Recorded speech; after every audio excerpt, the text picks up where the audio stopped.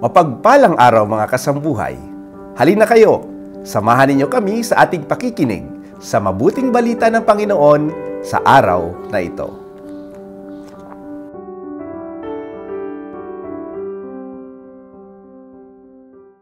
Ang mabuting balita ng Panginoon ayon kay San Lucas. Noong panahong iyon, sinabi ni Jesus, "Ano ang katulad ng paghahari ng Diyos? Saan ko ihahambing ito?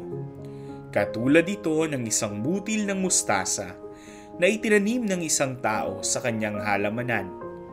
Ito'y lumaki hanggang sa maging punong kahoy at namugad ang mga ibon sa mga sanga nito."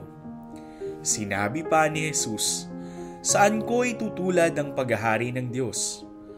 Katulad ito ng lebadurang inihalo ng isang babae sa 3 takal na harina, ano pa't umalsa ang buong masa." Pagsasadiwa. Ano ang katulad ng paghahari ng Diyos? Saan ko ihahambing ito? Sinasabi na nasa pusod ng ating pang-araw-araw na buhay ang kaharian ng Diyos.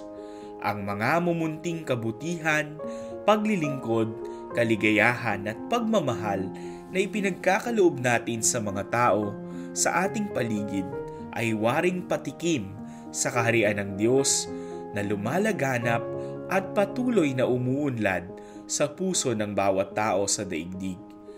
Ang mahalagay, tinatanggap natin si Jesus bilang ating daan, katotohanan at buhay para lalo pa natin siyang makilala at maging kaalakbay sa ating paglalakbay sa buhay Kristiyano. Naway nadama po natin ang pagpapala ng ating Panginoon sa ating pakikinig sa Kanyang mga salita. Samahan po ninyo muli kami bukas sa aming pagninilay. Ito nga po pala si Father J.K. Maleficiar ng Society of St. Paul na nagsasabing, "All for the Gospel."